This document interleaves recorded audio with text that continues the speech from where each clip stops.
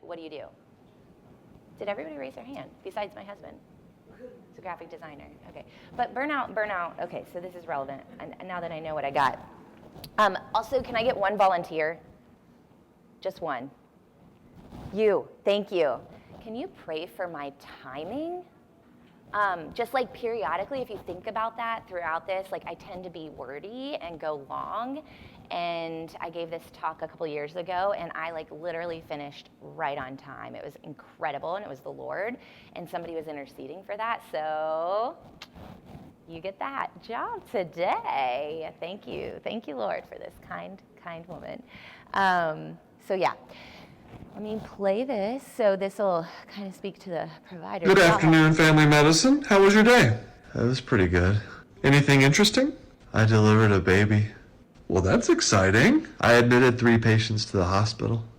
Oh, okay. Sounds like a very productive. I discharged 2 patients. I called 6 consults. I completed 8 prior authorizations. I saw 30 adults and 10 kids in clinic, and I went to a quality improvement committee meeting. And I stayed awake. That's quite a day. Yeah, and now I get to go home for some family time. Work-life balance. That's wonderful to hear. Oh no, I called the charts I have to complete at home, my children. Tonight I have 25 children. Family medicine? This is not healthy. Well, it sure would be nice if somebody could do all my charting for me. I know what you're trying to do. What? You're trying to summon a Jonathan. I heard he has really good hearing. You can't just shout a task and expect an ophthalmologist scribe to show up. He's here! Family medicine, you don't need him. You can find the Jonathan within yourself. But I don't like that Jonathan. I want the good Jonathan. I'm sorry, I won't allow it. Yeah, okay. I'll just continue doing an impossible amount of work. Family medicine, people are taking advantage of you. You need to learn how to say no. I can say no. Oh, really? Last month when admin asked you to extend your clinic to 7 p.m., what did you say? I said okay and cried about it later. And what should you have said? No? That's right. And next time the general surgeon asks you to complete his resiliency modules, what will you say? No. That's right. And when admin asked me to serve on the committee to come up with more committees, what will you say? No. That's right. And when the CEO asks if I'd be okay accepting cafeteria coupons in exchange for my salary, what will you... Wait, what? I'll just say no. I want real money. I think you need a new job. Amen, right? Yeah. I love these things. It's so funny. Yeah, we all feel like that sometimes, right? All right, so that was a little funny. And then now we're going to kind of get into the nitty-gritty of this. And I wanted to open up with Psalm 16. So I'm going to read this aloud. And I just kind of want, if y'all will humor me and just close your eyes. And I really want you to just, just listen and meditate. You can, feel the cool air on your skin, breathe in the lovely oxygen, and just listen. All right, this is a reading from Psalm 16.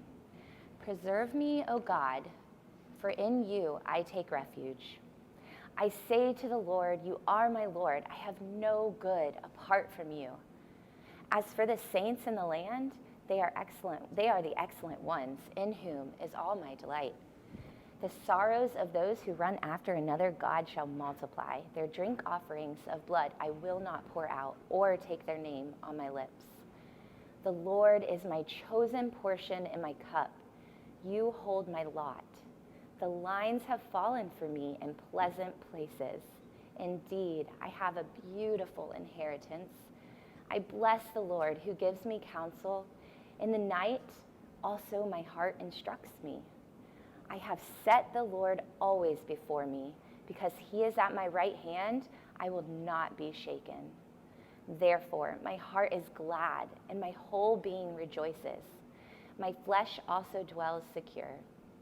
For you will not abandon my soul to Sheol, or let your Holy One see corruption. You make known to me the path of life. In your presence there is fullness of joy. at your right hand are pleasures forevermore. You can slowly open your eyes. It's kind of nice, right? Did anybody feel? Was that nice for y'all? I don't know. I can be honest and like say that sometimes, most of the time, when I read this psalm, I'm like, I like don't really feel like this, Lord. Like in your presence, I feel like I'm in your presence, but I'm not joyful, you know? Yeah, like, do you like not abandon me? Because sometimes it feels like you're not there, especially in this situation where this really bad outcome happened.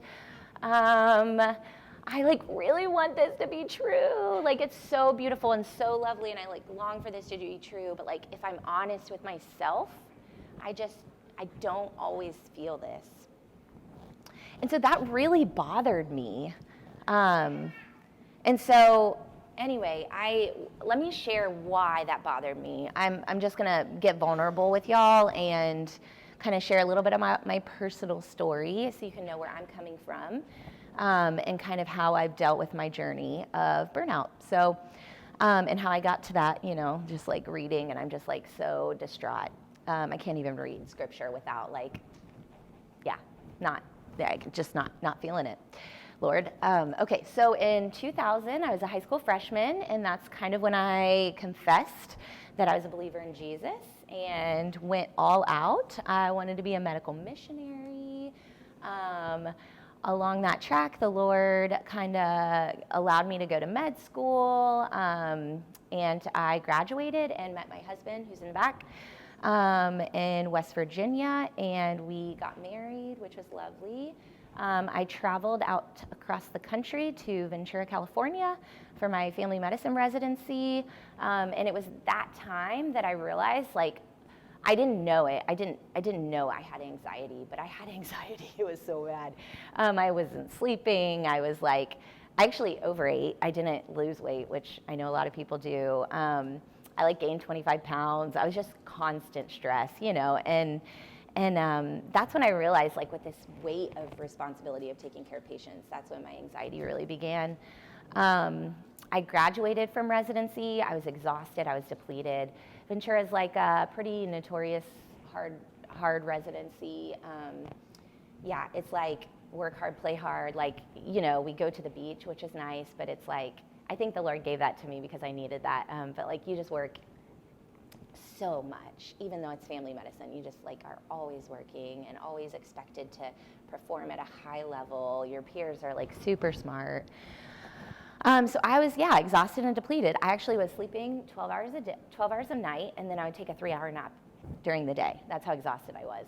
And I still was like, and then, I loved OB. And so the Lord opened a door for me to do an OB fellowship because, you know, I got to be the best of the best. And so I have to get more training. And so I went to San Francisco, the Bay Area, and that's really where, I didn't know it at the time, but my depression set in. And I remember just remember feeling like, y'all, if you've been burnout or depressed, you might,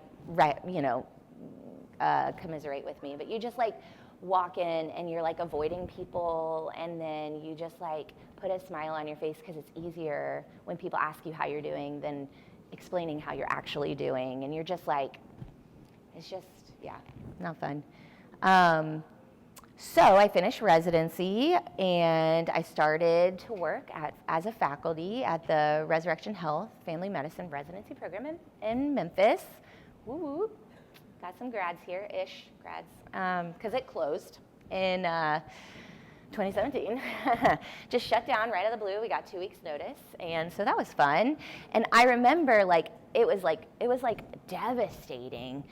But I told my husband David, and David was like, "Wait, isn't this a good thing for you?" And I was like, "Wait, what?"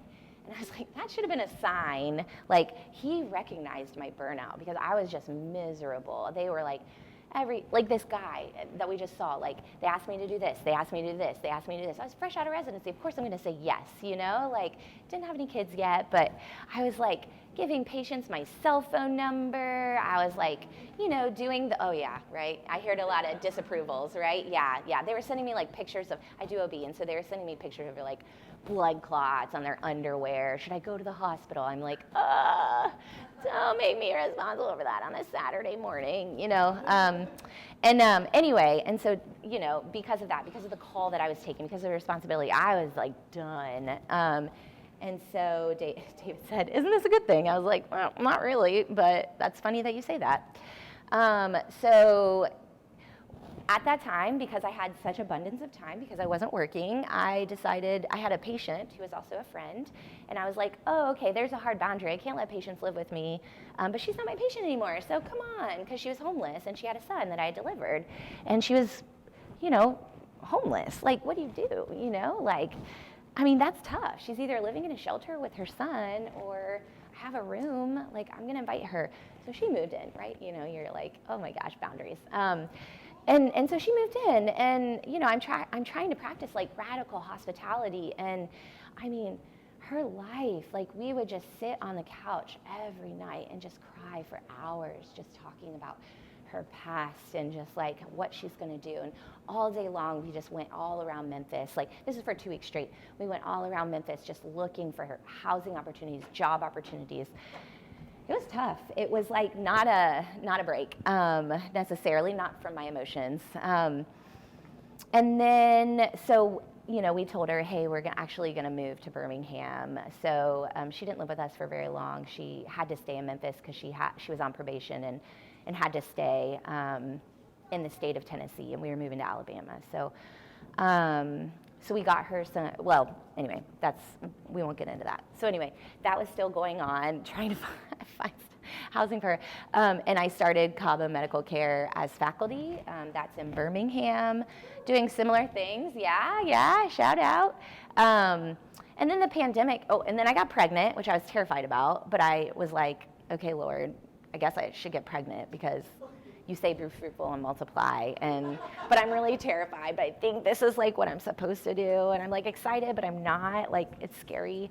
And so I was pregnant, and then, you know, still working full time and doing the, you know, I didn't give patients my phone number anymore, but still working a lot.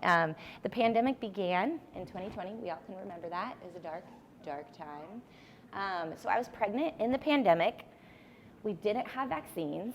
We didn't know the implications of COVID on pregnancy. We didn't know the outcomes. I was in the ICU, all gowned up in my PPE, coding people with COVID, like watching people die, talking to the pulmonary, you know, I'm like, hey, what else can we do for this? And she's like, can you excuse me, because I have to spend my time on people that I can actually help. And I'm just like, I felt. I mean, yeah, it was really, really hard. And then the next month, and then in June of that dark time, my sister died suddenly. And that was like, that was not okay. That was not okay. So it was very traumatic.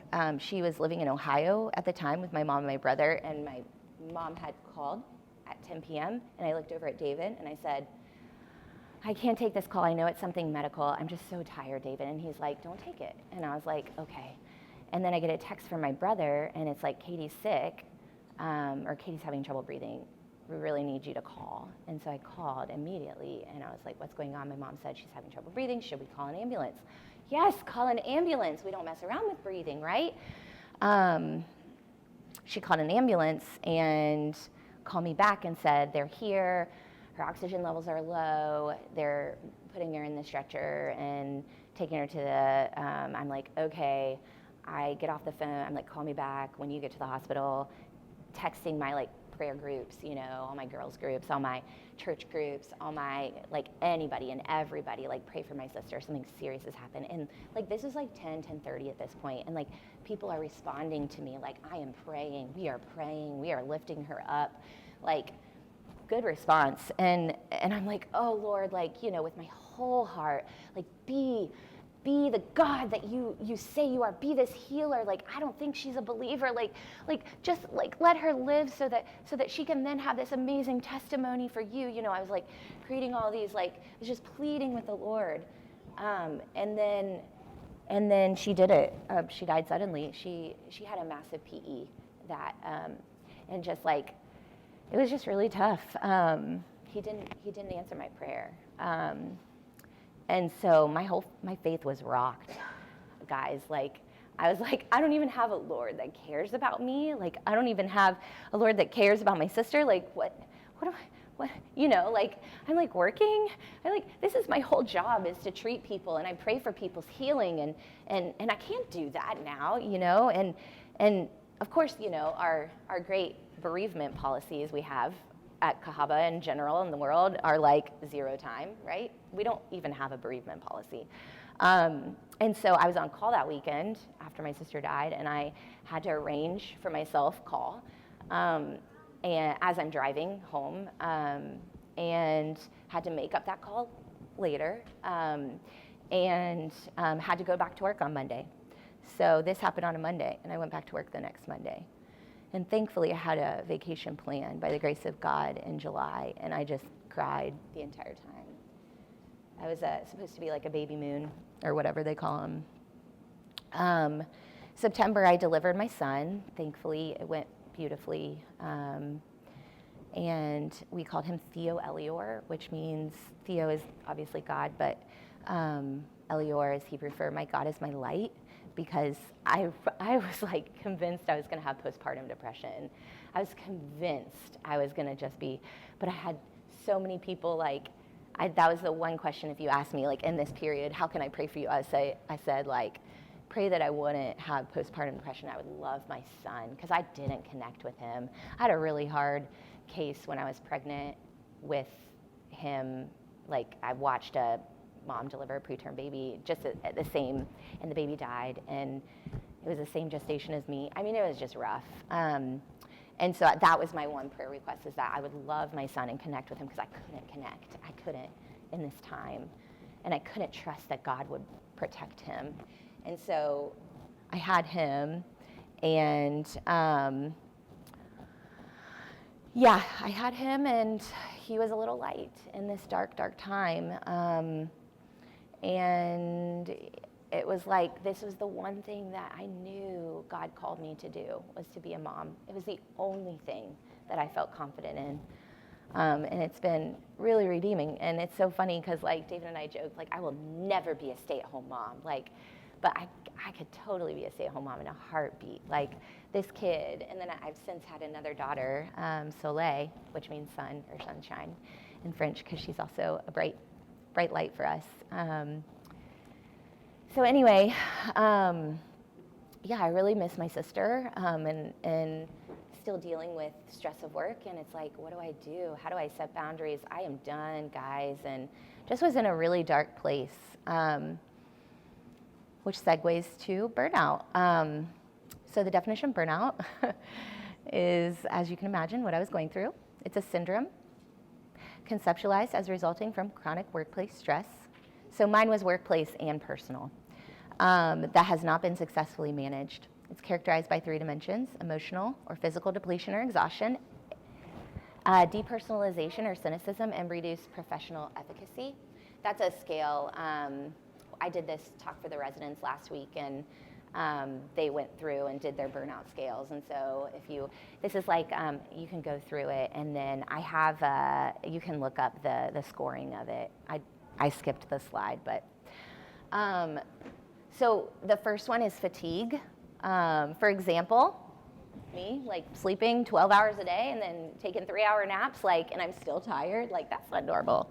And I remember every day I tell David, I'd be like, why am I so tired, David? I still do it from time to time. And he's like, Jenny, you work and you care and you're like a mom and you're breastfeeding, you know, and he starts living. I'm like, well, I'm still tired. Do you tire easily or feel overcome by feelings of exhaustion? Yep. Do you feel like you can't sleep or rest enough? Yep. Do you feel like you're overstretched or overwhelmed by the amount of work required of you? I can tell you, like, I literally would cry going into work. after Theo was born, before Theo was born. I would literally cry and ask David to pray that none of my patients would show up. I mean, I'm not joking, like every single day, like, please, Lord, do not let my patients show up. Please, Lord.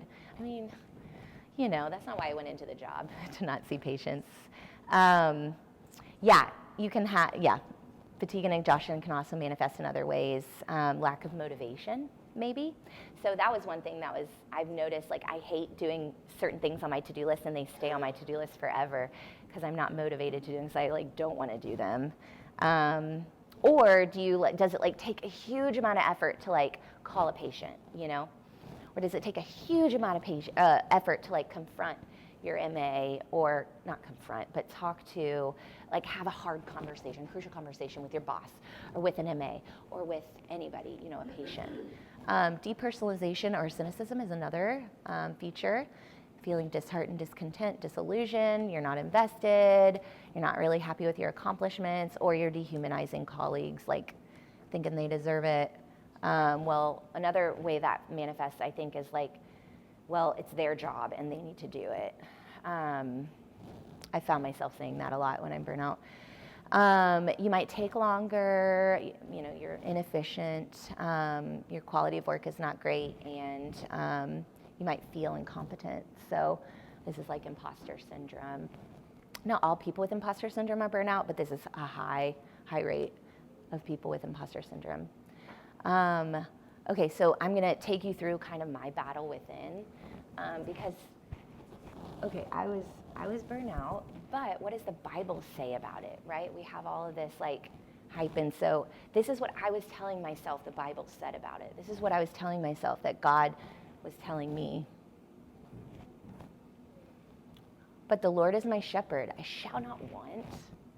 So shame on me for wanting more, wanting less patience, wanting to be better. Like, I shouldn't want. The Lord's my shepherd. Like, he told me, he's given me everything.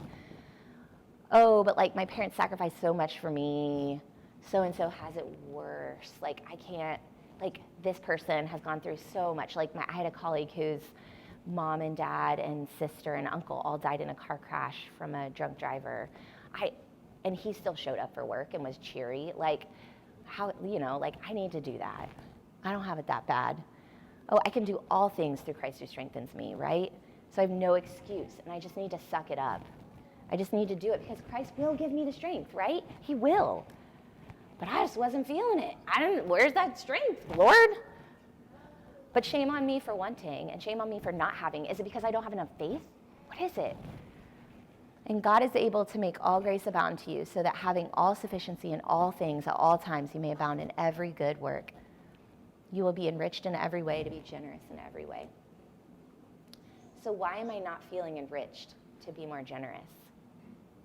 Why am I dreading those phone calls with my friend Renisha, trying to, like, you know, get her housing, or, like, even just say, I mean, I still to this day have trauma when she calls me, because I'm just so afraid of the emotional toll that it's going to take. But I want to be generous and I want to help, but it's hard. So what's wrong with me? Why can, like, so-and-so have a, you know, I won't say her name, but a colleague / friend who's just she's amazing, full of joy, a fountain of joy and generosity and hospitality. What's wrong with me? Why can't I be more like her? How about this one? Deny yourself and take up your cross daily. So I need to deny my longing for rest, for food, for peace and quiet, to go to the bathroom. I need to get this patient encounter done. I need to get this note done. I need to take care of my patients, my husband, my son. Like, I need to put their needs first. So I can't put my needs first. That's not biblical. What about this? Well, you know, I hear about this Sabbath. People are supposed to take a day of rest, but my work won't get done. Or if I do observe Sabbath, it's not going to be done well because I'm going to rush through it. And I don't want to misrepresent Christ. This was the lie that I was telling myself. I don't want to misrepresent Christ because I'm in this Christian organization. I'm in this Christian community by doing poor work, by taking rest, by being selfish for myself and taking a day. I wanted to give my patients my whole effort, my whole attention, in a timely fashion that they deserved. Okay? Statistics tell the truth. This is just talking about burnout. This is JAMA, secular journal. 1 in 5 physicians, these are primary care physicians, intend to leave practice. This was a study in 2022, so kind of at the, rounding out the pandemic. This was 2024. We're still there. 50% almost feel burnout, and 20% are depressed.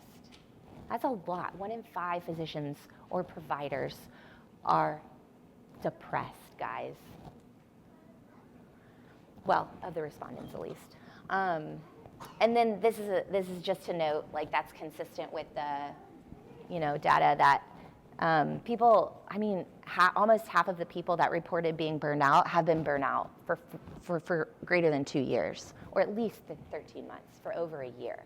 So this is like chronic workplace fatigue, chronic. So vacation, right? That's the answer. Except, how many of you all do your notes on vacation or do some sort of patient care on vacation? Yeah, me too. I told David I got to do my malpractice whatever, and I got to do my things that I've been putting off, my PALS training next week. I'm on vacation next week, by the way. So I'm going to try and practice what I preach and maybe not do it, but I don't know when it will get done, but it will get done. Okay, internal monologue. Okay, here's another study. This is a study on vacation. So 60% of physicians, they surveyed 3,000 from 20 different backgrounds of medicine. They took 15 days or fewer of vacation. That's insane. 70% of physicians or of providers perform patient care-related tasks on vacation. Obviously, both these findings were associated with burnout. And the thing that was protective, lower rates of working on vacation, was when you had full coverage of your inbox. So they're just suggesting that, this is my favorite, this is the author's words, that this should be considered a marker of a poorly designed system of teamwork, inadequate clinical staffing, and poorly designed cross-coverage system. Can I get an amen?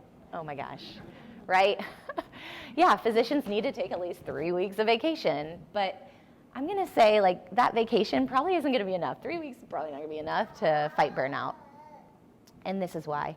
There's a feeling among doctors and nurses that they are the ones who heal others and not the ones who need to ask for help. We have a lot of shame involved in it. I think that the stigma will be the last to die with healthcare professionals because we just don't talk about it. Now, we are talking about it. This was in 2022. This quote was from after a suicide, a nurse who committed suicide, kind of unexpectedly. Nobody knew. It was a really good article. And I think we are talking about it. The hype, the world is talking about this. This is a big problem in our culture. 1.5, these are a couple years old statistics, but 1.5 billion results when I looked up books on self-care on a Google search. That's a lot. 26 self-care events happening around the U.S. while we're here at CCHF. Hundreds of meditation and affirmation apps. The Instagram hashtag Love Yourself has been used over 27 million times. And that was back in 2018, so I'm sure it's done it a lot. So our world is recognizing this, but what about God? What does God say? Our world says this, but it's the world, but they don't understand this biblical worldview. So what does God say about this? Because that's what I care about. I want to know what my Father says. Well, what does God say? What does Jesus say the greatest commandment is? Anybody can shout it out. Yeah. You shall love the Lord your God with all your heart, with all your soul, with all your strength, and all your mind. And the second? Yeah. Is it just love your neighbor? No. Love your neighbor as yourself. So is it love your neighbor more than yourself? No, but as yourself. And it's not less than yourself either, okay? Let's be clear. So then, can we postulate that if you don't love yourself well, then maybe you're not going to love your neighbor well either? because you're loving your neighbor as yourself. Well, let me tell you, I wasn't loving myself. And so therefore, how can I love my neighbor as myself? That's what Jesus said, love your neighbor as yourself. And then I think there's just this underlying assumption, like, that we should love ourselves. Paul says, for no one ever hated his own flesh, but nourishes it and cherishes it, just as Christ does the church, for we are members of his body. Wait, no way. I object, Your Honor. Love myself? Jesus didn't come to be served, but to serve and to give his life as a ransom for many. So I want to do that too. I'm not here to be served. I'm here to serve. But I'm not Jesus, right? We're not Jesus. Okay, take that. I am not Jesus. And I, like Peter, though, want to refuse, right? Like Peter wanted to refuse. You know, Jesus is trying to wash his disciples' feet. Peter doesn't understand what's going on, and he says, no, you will never wash my feet, Jesus. And Jesus replied in John, he said, unless I wash you, you won't belong to me. So we need to let ourselves be washed by Jesus, right? Like we need to let ourselves sit down and let him wash our feet. That is humbling for me. That is hard because I want to be the one serving.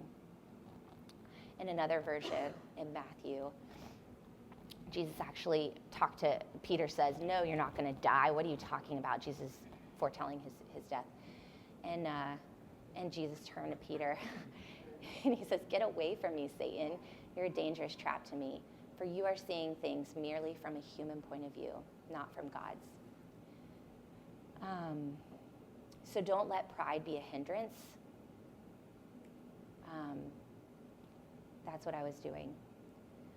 What I'm not talking about is like, you know, completely like you do you, whatever you need to do to be, you know, cool, do it. I mean, there's a component of that, right? Everybody's different. Everybody needs to do what they need to do. But, you know, not to the extent of that's our highest goal is to feel good and you just do whatever you need to do. So how does our culture define success? I thought this was hilarious. You know, part of me is like, I could do that. I could deliver a baby after I just deliver my baby. No. Being efficient and timely, being productive, right? Like delivering babies after you've delivered your own baby. How awesome is that? She's our new hero. Let's elevate that. Holy crap. Like that's insane. Okay, being efficient and timely, right? Getting notes done before leaving work. Like I remember I was telling the residents, I've done like many, we have these field notes where we do resident feedback, and like I've done so many field notes where I've been like, you know, this resident got done on time. They were like, super efficient in clinic. They actually got their notes done and sent to me for review, and they saw like 10 patients. Like, get it? You know, like trying to be encouraging. But like, how many times do I fill out a faculty like feedback saying, this person saw 4 patients and they didn't get their notes done, but they really took a great spiritual history and they really walked with this patient through this, like it's definitely less, you know, like I myself, even though I know these things, like that they're dangerous, like I value efficiency, I value being timely, I value being productive, being useful. As Christians, we want to make disciples, right? How many disciples have you made? How many times have you shared the gospel? Like these are the things that we, like organizations ask for when you're sent out from them. You have to meet a quota, or you want to impress your or you want to make your donors feel like you're doing something, right? You're seeing believers come into the fold of Jesus, right? Of course these are good things, guys. I'm not saying that they're not good things.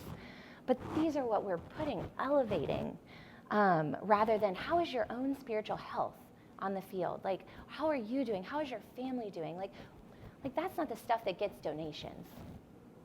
Being healthy and having a healthy walk with Jesus. You know, as providers, we want to keep people healthy and keep people alive, right?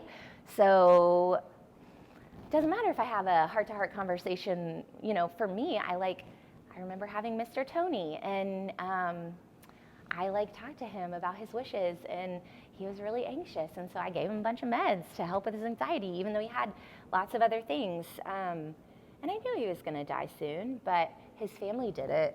they were in denial, and I tried to tell them, but, and so when he died, you know, I was like, this is, you know, I was okay with it, but his family just like, didn't come back to me, you know, that was like, and that's okay, that's trauma, and they're, you know, everybody, I respect that, they're grieving, and I might be a trigger, but, you know, like that's productivity is, I want to go to the doctor because I want to live longer. I ask my patients on statins, you know, well, do you want to live longer, or do you want to take less pills? And they're always like, I want to live longer, right?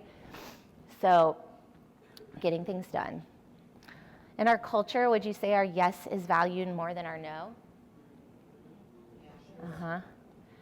So, I'm going to argue, this is funny. Yes, our yes is valued more than our no, but when we're saying yes, we're saying no to something else. So if you flip that, right, when you're saying no, you're actually saying yes to something else. A little reverse psychology, yeah? So if we do value those yeses, try and turn that, and if somebody's like, oh man, I really wish you could do this, say, well, like I am saying yes to my family. Like this is a yes, but it's not to this thing. So maybe that can, if you can reframe that in your mind, that's a helpful tool to not feel so bad. I didn't do that quality meeting, or I didn't go to that, but I did say yes to my family. I did say yes to my mental health. I did say yes to my friend, you know. But yeah, our yes is definitely valued more than our no. So the truth is, busyness kills the heart. We are ruled by efficiency, obligation, and a need to prove ourselves, especially as physicians. And I think I would argue, especially as believers, especially as disciples, right? We have this obligation to share the gospel. We have this need to like prove to God maybe, or prove to our church, or prove to ourselves, you know, that we have God and that He's working in us, and all of these great healings that we've seen and are from God. And this was a quote from a book that I read. If our goal and our hope is simply to make a difference, we'll be easily discouraged, unfulfilled, and exhausted. Right? Because who went to the long defeat talk? Yeah.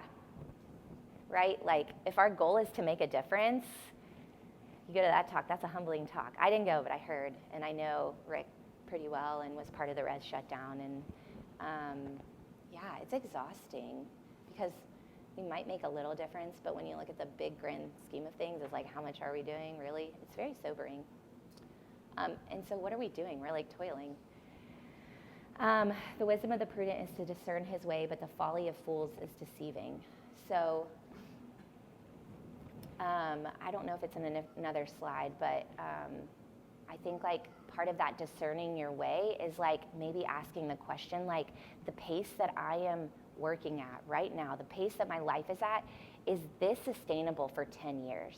And if not, you need to change something now. But the folly of fools is deceiving. It is foolish to think that you can sustain a pace of busyness that has already got you exhausted now, 10 years from now, right? That's foolish. It's deceiving. You want to be the best. You're like fresh out of residency. Well, at least I'm not in residency anymore. So I can, work 4 days of call week instead of 5, whatever. I exaggerated, but the worst hallucination of busyness is that it conjures the conviction that I am God. All depends on me. How will the right things happen at the right time if I'm not pushing or pulling, watching or worrying? I'm guilty of saying that to myself. This won't get done unless I do it, and I do it now. It's easy to spend most of your life breaking Sabbath because you're so busy and never figure out that this is part of the reason your work is so unsatisfying, friendships patchy, your leisure not restful, and vacations exhausting. So we're going to talk a little bit about Sabbath. I made this chart. I'm not going to spend a lot of time on it because I don't have a lot of time. But I just really thought through this one day, and I was over the course of several days, and I'm would we ever neglect? I mean, occasionally we neglect our need for food, and sometimes that's good, right? Fasting. How long can we go without water? 3 days max, right? And then we die. That's as simple as that. How long can we go without food? I don't know, 30 days or something. Rest, how long can we go without rest? We literally go insane. We hallucinate our mind, and shelter. We need shelter, right? We need shelter from the elements. And so this is our physical health. And I would argue, right, our spiritual health, I think we would all agree, it's very important. I would argue that, we are neglecting these things over here. And that is why we are feeling dissatisfied. That is why a vacation is just not enough. We need the Holy Spirit. He is our water. We need the word and works of God and Jesus. It says Jesus himself is the bread of life. We need Sabbath. Sabbath is our rest. Oh, sorry, this is a typo. That's a random thing. Sorry, whoever took a picture of it. And then I would argue that our church is our shelter. We need to be within a community of believers to shelter us from the evil one. We need to be in a community of believers to lift our heads when we cannot. We need to be in a community of believers to provide for our physical needs as well, and protection. And so we're going to talk a little bit about Sabbath. So what is Sabbath? Sabbath was one of the 10 Commandments in the Bible, as y'all know, probably. It's really interesting. I learned when I was doing this talk that there are 2 accounts of the 10 Commandments, one in Exodus, one in Deuteronomy.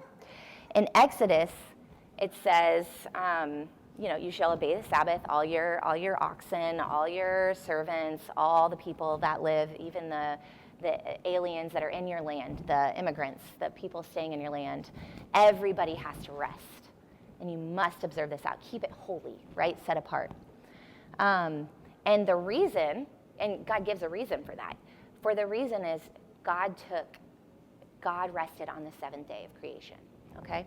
So that's a good reason to observe Sabbath, because God did it.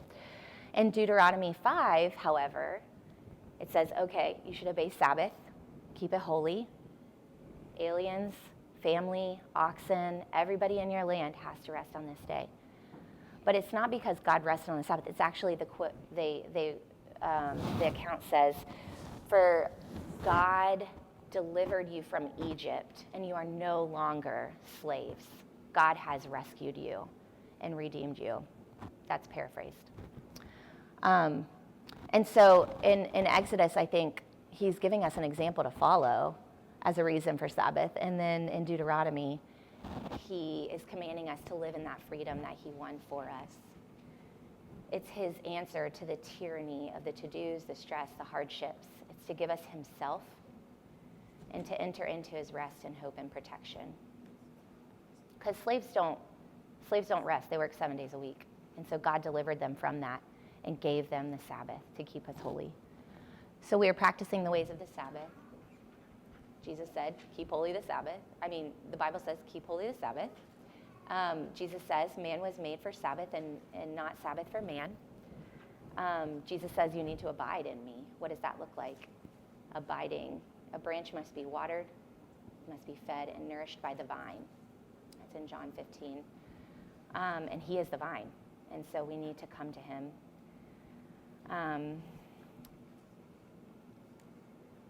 Jesus is the embodiment of the Sabbath. I really love this quote. And so I'm going to ask you guys to close your eyes again, just so we can focus on it, because I love it.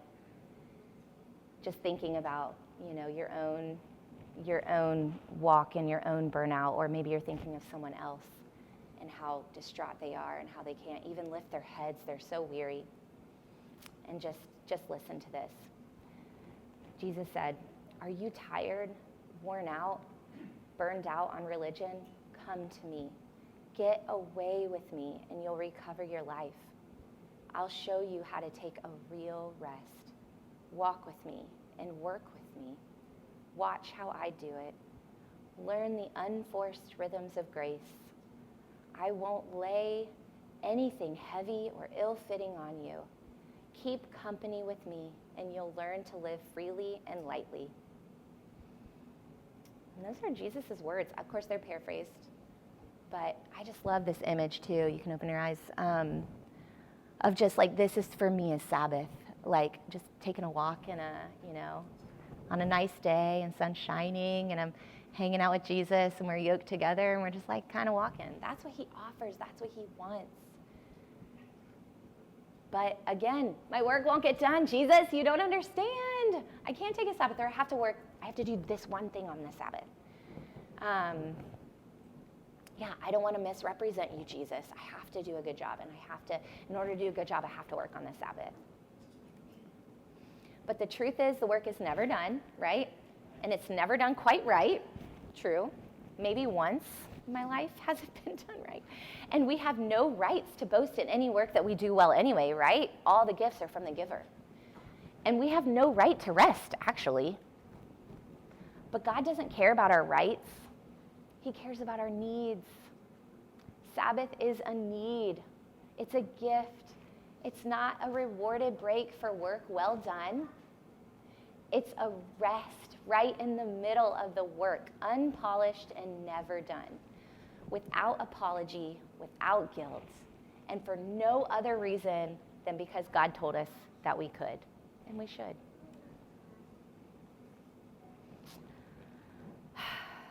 So, here's the practical part. I have 15 minutes. Okay, we can do this. Sabbath rhythms to practice.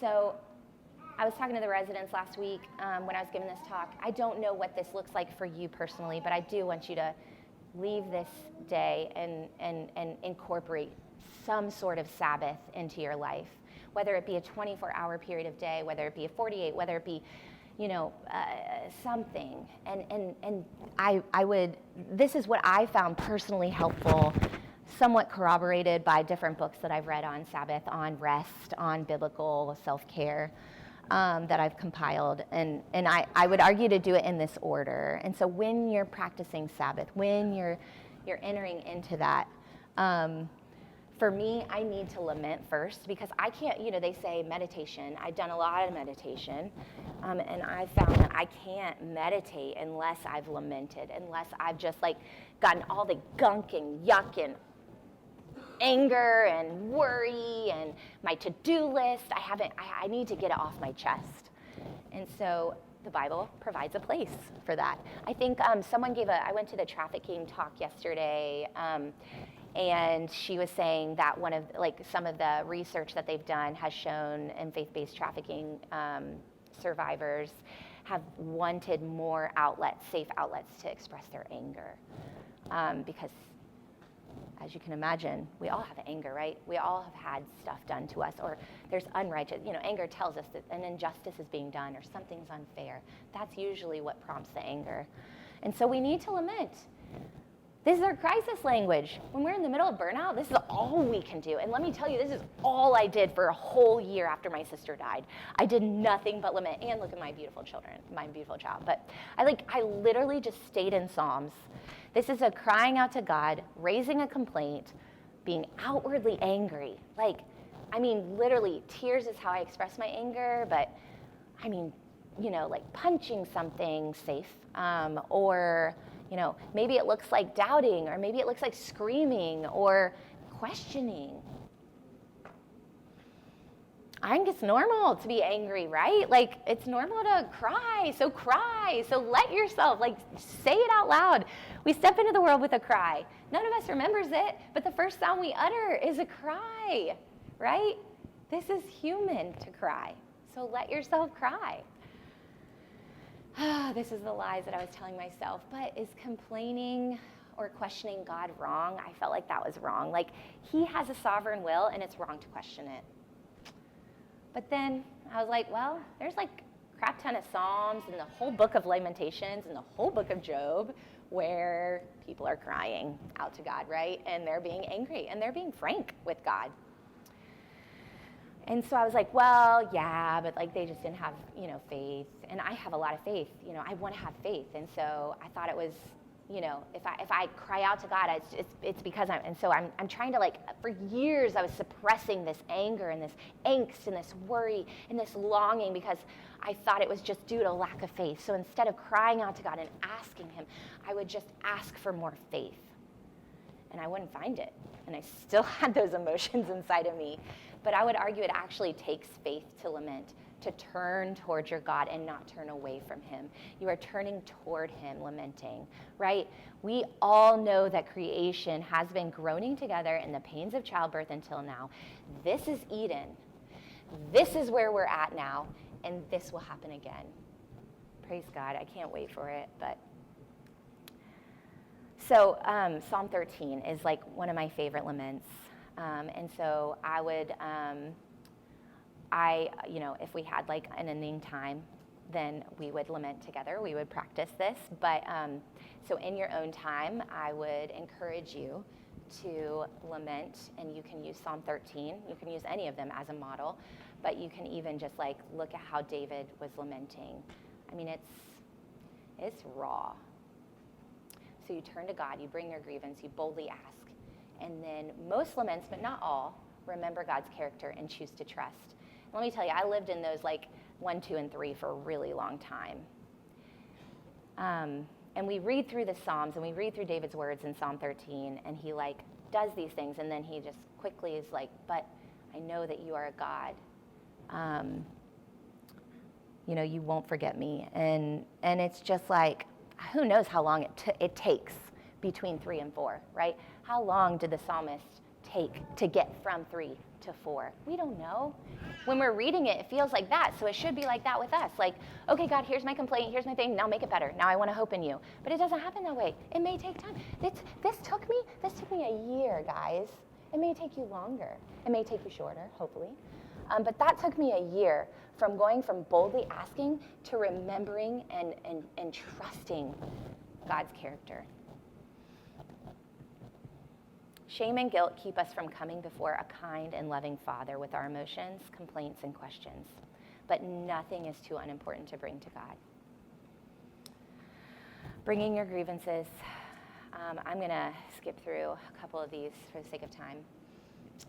Boldly ask. There's so many examples in Scripture about Jesus, about David, about Elijah. I mean, they all boldly asked.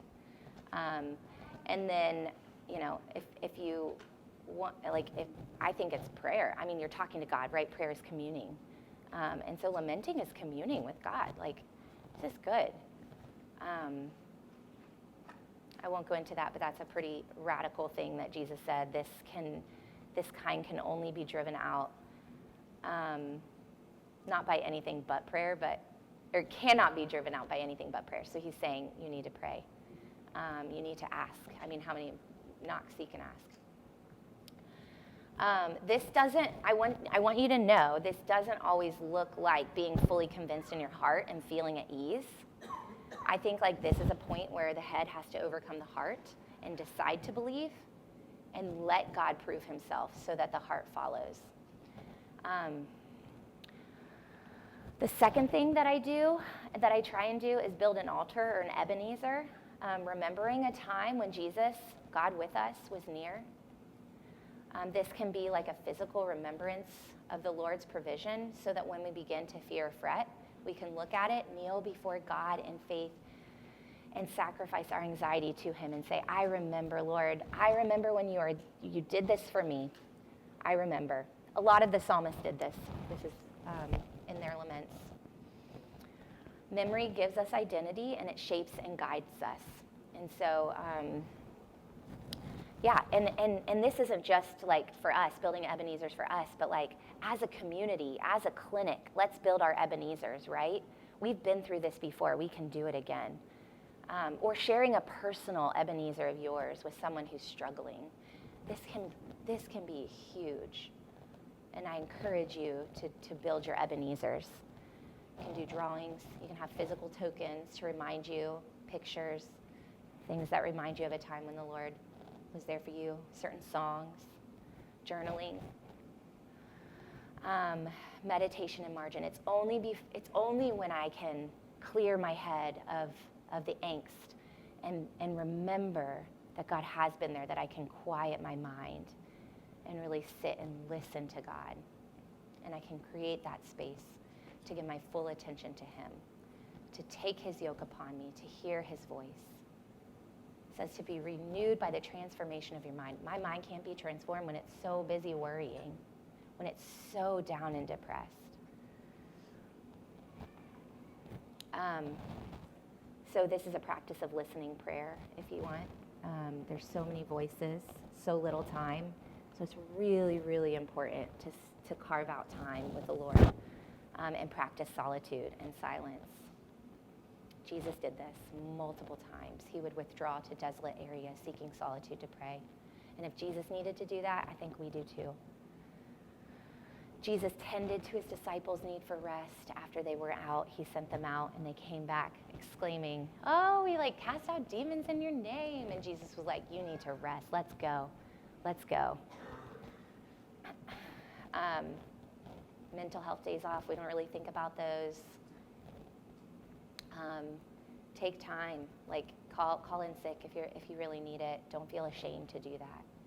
It's just as important as our physical health, and we take all the time for our physical health, right? If we're sick, we're going to call in sick. But I bet if we're really, really depressed, we're not going to be giving that patient the care that they need, or we're not going to be so kind to our colleagues. And it might be just as harmful or more harmful to be in a work environment than when we're coughing with flu or COVID, And then when we're sitting in that silence, I encourage you to first really meditate on who God is as our sovereign King and our good Father. And Jesus told us this is how you should pray. The Lord's Prayer, it begins with our requests, right? Lord, please help no patient show up today. No, that's not true. It's our Father who art in heaven. Hallowed be your name. Your kingdom come, your will be done. So let's start our Sabbath with that. Let's rehearse God's greatness and goodness. When we come before him, this God who is sovereign, our previously overwhelming problems, right? They get a little smaller because God is pretty big. It's funny, the book of Job is quite humbling, right? Job is like, why? And he has every right to be like, why did you do this? I am not at fault. We know Job wasn't sinless, right? But because he's human. But Job's laying his case out and blah, blah, blah, blah, blah. And God patiently listens, right? For 30 odd chapters, God just doesn't respond to Job. He's listening. So it's okay to lament for 30 chapters. How long did that take Job? I don't know. It took me a year, and it probably will take me more in the future too. But God is patient. God is personal. He did answer Job directly, guys. And we have Jesus who intercedes. And I will tell you, talk to me later. I would love to share with you the personal way that God spoke to me. And it's incredible, guys. He gave me a couple visions that were, I'm not like a Pentecostal, or what do they call it, Pentecostal? I don't know. I'm not like one of those, I'm not. I grew up Catholic, and then I became an evangelical Christian, non-denominational, but I'm not familiar with speaking in tongues, blah, blah, blah. I love it, but I just am not comfortable. And God gave me a vision. It was real weird, but it was so good. He is personal. He will speak to you guys, and he knows what to say. So listen, we are getting our stuff out there. We are boldly asking, and then we sit in silence and create space, and then we reflect on who God is, and he speaks. He is powerful. He comes in this whirlwind, in this storm. I remember after reading the book of Job, I was laying in bed at night, and there was a thunderstorm, and our house is old, and it shakes with every thunder, every thunder. And I was you're half asleep, and you're oh my gosh. And then I remember thinking God, are you trying to say something to me? And it was terrifying to me, guys. I was terrified. I was oh my God, this is how you spoke to Job. I was you are powerful and mighty. Oh my Lord, that is so humbling, but also God is a loving Father, right? We can't neglect this, and all my life I neglected this because my father wasn't loving. He was authoritarian, all-powerful, sovereign. As he told my husband one day, before he got married, my word was gospel, and that was true. I believed everything my dad said, and I trusted him, but he was not loving. And so I struggle with trusting that God is loving. But I am convinced, guys, our God, we have a loving God, right? I mean, he gave us Jesus. Jesus came to be with us. What the heck? How much more will I give you good gifts? And you evil fathers know what to give good gifts to your children. How much more will I give you when you ask? So ask. When you pass through the waters, I will be with you. doesn't say that we aren't going to pass through the waters. When you walk through the fire, you shall not be burned. It doesn't say we're not going to walk through fire. He's going to rescue us from the fire. But he says we won't be burned. He says he'll be with us. He says, you are precious in my eyes and honored. I love you. Unless we trust in God's sovereignty and goodness, or maybe you struggle with his sovereignty, whichever, we won't dare risk Sabbath. And unless we receive time as an abundance and a gift, not as a ration and burden, we will never develop a capacity to savor Sabbath. I will argue, y'all, we are eternal beings, right? We have infinity time. So what are we worried about? There's not enough time in the day. We have infinity time. So let's use it. Let's see Sabbath as just like this necessary time, just as important as anything else, if not more. So after we reflect on God, who God is, then we can rightly see who we are. And I don't mean to say that we're insignificant, we are small, like God is so big and I'm just this tiny little, that can feel hopeless. But what I'm saying is that God calls us image bearers. We bear his image of a mighty king. What is man that you are mindful of him, that you crown him with glory and honor and you set him just slightly lower than the heavenly beings? It's funny because I read this psalm and it starts out, Psalm 8, it starts out like, how majestic are your ways, how beautiful are your works, Lord, and then what is man that you are mindful of him? And I thought it was going to say something like, that we are like these cowards and that we are so sinful. What is man that you rescued us from our depravity? But it doesn't say that at all. It says, what is man that you are mindful of him, that you set him just slightly lower than the heavenly beings and that you crown him with glory and honor?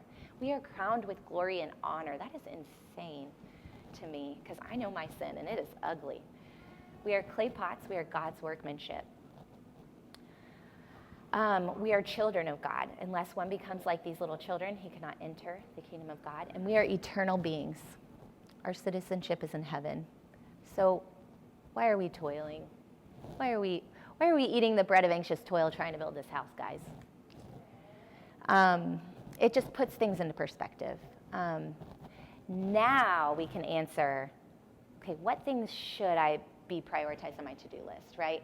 Or what job should I take? Or should I quit my job? Or, what initiatives should I say yes to in my family or in my work or in my community? I would argue we can't really get to a healthy place of making decisions about those things, the things that our culture values the most, until we've gone through these things. And to go through these things requires Sabbath, requires time spending with the Lord. So what were we made to do? Commune with God, with one another, and work. We are made to work. It's not the enemy. Yeah, remember when work was not burdensome? Remember Genesis, a blip in the Bible when, well, maybe it was years. I don't know. I don't know how long Adam and Eve hung out in the garden before sin entered, before they got kicked out. Yeah, what we're made to do. We're made to have dominion. We're made to be fruitful. We're made to multiply. We're made to be creative, create things like our Creator. We're in His image. We're made to make beautiful things, art and healing. Obviously, Jesus did healing. We're made to do all of these things. So this we can take joy in, and we can really listen to God. What am I made to do? What gifts have you given me? And we can really start to bring back that, oh yeah, I was called to this. Oh yeah, there can be joy in the suffering. Oh yeah, you did make me to this, and I'm good at this, and I'm not good at this. But that's okay. Okay, so Sabbath rhythms. I just want you guys to know, this is a suggestion. You don't have to do it. You actually don't have to do anything. Sabbath isn't legalistic. There are no rules about Sabbath other than you cannot work, okay? So what is work? I don't know. I would argue that's anything soul-sucking, right? Anything you're dreading, anything that you don't, doesn't fill you with joy, isn't life-giving. There's no specific rules about Sabbath. Yeah, other than there's a man who breaks it and then he dies in Numbers. So, there's that. But Jesus, we got Jesus. So I don't think we'll die if we break. Obviously, we won't die. Otherwise, we'd all be dead, right? Well, sorry if y'all are restricted hearers of Sabbath. I admire you. Yeah, we're just commanded to observe it and keep it holy, to set it apart, right? I was not keeping Sabbath holy. I was not setting it apart. It's a command given to save us from ourselves. It can break us out of the prison of our own selfishness. It undoes our legalistic bent to go our own way. Yeah, Psalm 23 is just a beautiful remembrance of God saying he leads me beside still waters and he makes me lie down in green pastures, right? God makes us. Like, Sabbath isn't deserved, but it is a gift, and it is a command. But it's this beautiful thing. So let's trust God and turn over to him all of the things on our to-do list, all of the things that we want to hold on to, our plans, our reputations. So what if I'm not, how am I, it's just so funny, this lie that I told myself that I wouldn't be a good representation of Christ if I can't even say it without laughing, if I did observe Sabbath and didn't get these to-do things, I wouldn't be a good representation of Christ. Like, that is a lie from the enemy. As I say it out loud, I can hear it. But I wasn't observing Sabbath, so I didn't hear it. Yeah, I remain confident of this. I will see the goodness of the Lord. We can take heart in the land of the living. Wait for the Lord. Be strong and take heart. Wait for the Lord.